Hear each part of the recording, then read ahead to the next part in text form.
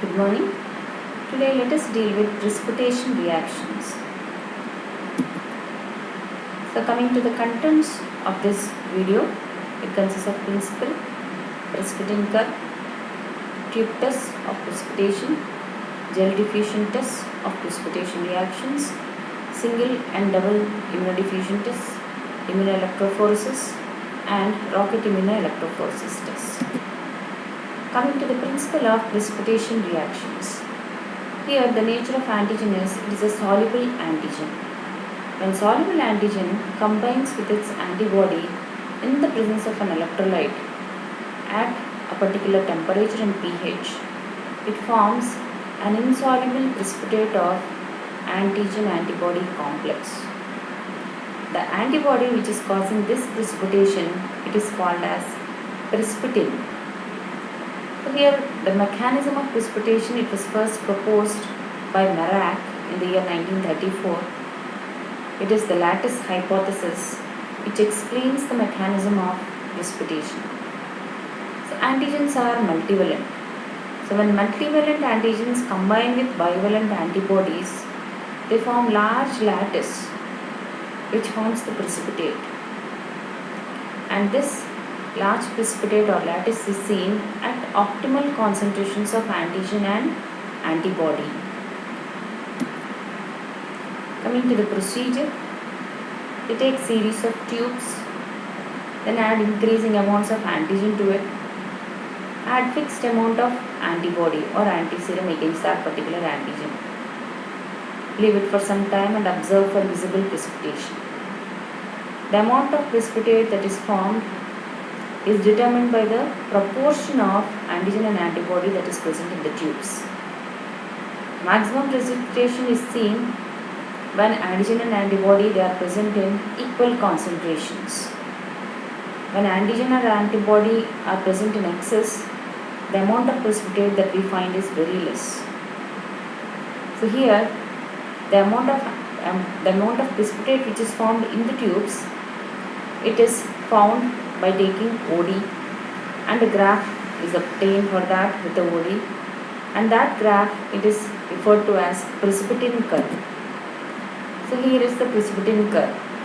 A precipitin curve consists of three zones. One zone where antibody is in excess, while the other one is where antigen is excess, and in the middle you have zone of equivalence. We have seen that we will be taking a series of tubes with increasing concentration of antigen and with fixed amount of antibody. So here initially when the antigen concentration is less, there is excess of antibody which is there, and hence the antigens they have the scope to bind to any of the antibodies, and hence fixed precipitate is not formed here. And here at the zone of equivalence, equal concentrations of these antibodies and antigens are formed, or we have to talk it in terms of epitopes and paratopes. If the epitopes are saturated with the paratopes of the antibody, a visible lattice is formed, a huge lattice is formed which precipitates, and you will be seeing a visible dense precipitate in the tubes. But as the concentration of the antigen is increasing, here you have the limitation of antibodies. Hence, these antigens they dissociate with the bound antibodies, and what you see is that the amount of precipitate that is formed, it is decreasing. Here it is decreasing since the antigen is in excess and antibody is in limitation. So these antibodies they again dissociate bind here, they again dissociate bind here, and hence we don't have good precipitate which is formed here. So we have three zones: antibody excess zone, equivalent zone, and antigen excess zone. Now coming to the applications of these precipitation reactions. The first test that we will be seeing is the tube test. Tube tests they are very rapid. They take small tubes and they use it either for detection of antigens or antibodies. We know that these are highly expensive, hence they are done in very small tiny tubes. So in these tubes Initially, they place the antiserum, which consists of the antibodies. Then they carefully layer the antigen. So as they diffuse with each other at the zone of interference or at the zone of equivalence, you will be seeing that they form a band. They form this precipitation. Then gel diffusion test. We see that in the previous method, here it is done in solution, and as these diffuse, that is the antibody diffuses upwards and the antigen diffuses downwards, you see that there is no stable zone which is formed. Initially we will be observing the curve, initially we will be observing the white precipitate, but as they diffuse against each other, with time they just sediment down. And here you require large quantities of antigens and antibodies to get that visible precipitate. A revolution has come up with the usage of this gel diffusion test. Here they use agar gel or similar types of agar gels, and these tests are done either in plates or on slides. Both antigen and antibodies, they diffuse in these gel systems because of their porous nature. And here at certain point, depending on the rate of diffusion and the concentration of the reactants, and at the zone of equivalence, that is when they come together at equal concentrations, a visible precipitation is seen, and this precipitation is seen in the form of small bands, white precipitates, which remain there, so that after some time also we will be able to see these precipitation bands. The concentration of antigen and antibody to be added here in these tests is very less as compared to the previous one. So again, these are again of two types. We have single diffusion method and double diffusion methods. Coming to the single diffusion method, here you can do it in a tube. In the tube they add this agar gel. Initially you have antibody which is taken. It is added to the molten agar which is cooled to around 40 degrees. It is mixed thoroughly and the tube is allowed to settle down. Then this is layered with antigen, a solution containing antigen. As the antigen moves down, you will be able to see a precipitation line. With time you see that this precipitation line slowly moves down. As the antigen further diffuses, this precipitation line will be moving down. So this is because the antigen diffuses and you see precipitation only at the advancing end. So at one particular point of time we will be seeing here, but again the antigen, it dissolves because high concentration of it is there and it will be moving down until it reaches the equivalence. It will be keeping on diffusing and you will be able to see only the precipitation at the advancing end. And if there are many antigens, you will be able to see multiple bands indicating that yes, serum is produced against different different antigens. Here you also have double diffusion which they can do, like initially place the agar in the gel, antibody in the gel, and then place it in the tube, then layer it with antigen in the gel, and at the point of this particular, like in between you have to add the plain agar so that antigen diffuses down, antibody diffuses up, and you will be able to see clear precipitation zone in this plain agar. Here it will be continuously diffusing down, but as they are moving towards attainment of equivalence or equilibrium, you will be able to see the precipitation in the plain agar, and visibility will be more as compared to this single diffusion. Now single diffusion in 2 dimensions, which is the radial immunoassay, which is very popular, very sensitive test. Here antiserum is taken, which contains the antibodies, and it is initially incorporated in the gel, agar gel, and it is poured into the plates or onto the slides. And then wells are bored on the plates. Into this, the antigen is added, different concentrations of antigen is added. As the antigen diffuses radially, at the point of equivalence, you will be able to see ring-shaped bands, that is concentric precipitation rings are formed around the wells. So this is used for the estimation of immunoglobulin classes in the serum and for screening sera for antibodies against influenza virus, etc. Then we have double diffusion method. So in the double diffusion method, this is also called as Auster-Loney method, wherein it is two-dimensional and it is widely employed to compare different antigens and antisera directly. Here the agar gel, it's again poured onto the plates. Wells are cut, one for the antibody and two for antigens. And here the antiserum is placed in the central well and antibodies are placed in the central well and antigens are placed in adjacent wells.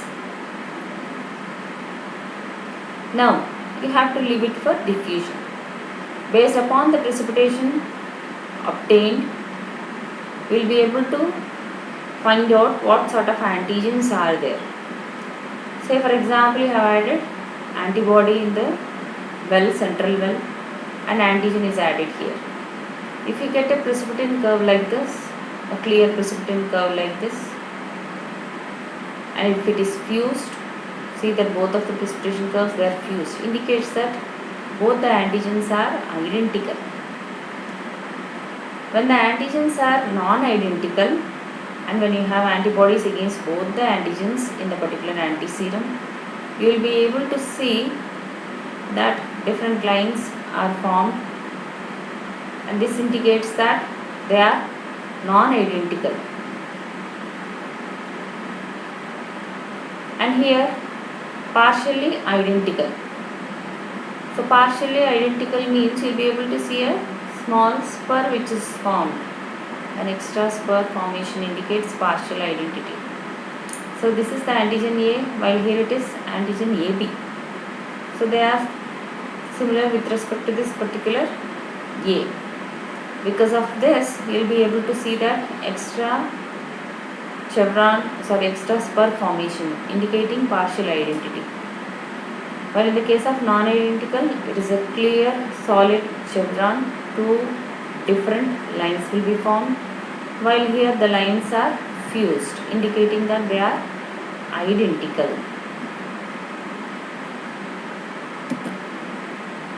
Then coming to immunoelectrophoresis.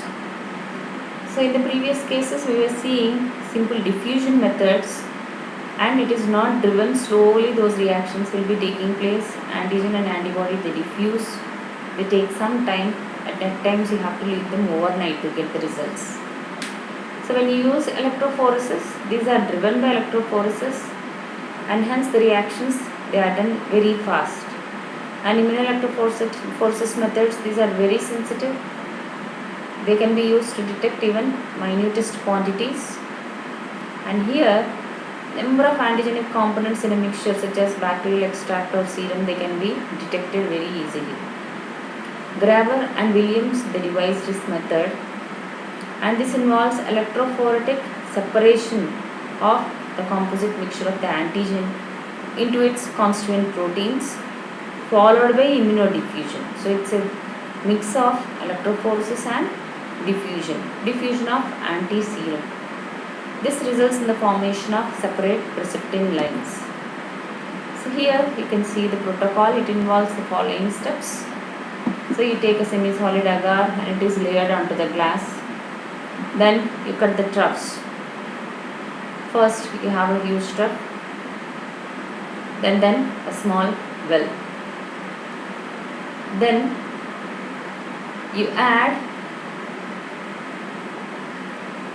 antigen in this well and allow it to diffuse, subject it to electrophoresis. As it separates, what you have is migration of the proteins or constituents based upon their charge. Then into the trough you can add the antibodies and leave it overnight for diffusion, and you will be getting precipitation lines. So here it can be done either way. Antibody can be added here or antigen can be added here. So here what you have is initial electrophoresis, phoretic separation of the constituents of antigen mixture, followed by addition of antiserum and subjecting it to diffusion, so that this diffuse down, bind with the antigens and result in precipitations. So this procedure it takes 18 to 24 hours, but the thing is you can detect around 30 different proteins. Okay, they have identified 30 different proteins using this immunoelectrophoresis. Next, electroimmunodiffusion. Here, in this electroimmunodiffusion, it is simply driven by electrophoresis and there is no passive diffusion. And here you have two important methods, of which the first one is counter immunoelectrophoresis. This is also abbreviated as CIE or counter current immunoelectrophoresis. So here parallelly both antigen and antibody, both of them they are driven by electrophoresis and they are driven in opposite direction, which can result in the formation of precipitation at a point between them. These methods are highly sensitive and they take around 30 minutes. Within 30 minutes we can get the results. So here you can see at the cathode end and you have the anode end. Two wells are made. This is the antigen well, this is the antibody well. And here you have initially agar, bore the wells, add antigen and antibody and subject it to electrophoresis. You have to make sure that you give them appropriate charge so that they diffuse they move in opposite direction. They move towards each other and result in precipitation line. Applications of this method, this is used to detect antigens or proteins present in the serum. So Cryptococcus and Meningococcus presence in cerebrospinal fluid is detected using this particular method. Coming to rocket immunoelectrophoresis. This method is a quantitative method of estimating the antigens. In this again, you take the gel into which you incorporate the antibody and pour it onto a plate. Then bore the wells for antigen. Add increasing concentration of antigen into these wells. Then subject it to electrophoresis. As electrophoresis is taking place, these move in the form of just like a rocket. The movement or the pattern of immunoprecipitation that you see, it's like a rocket, hence the name rocket electrophoresis is given. And the area under this rocket, it is proportional to the amount of antigen which is present, and hence this can be used for quantitation.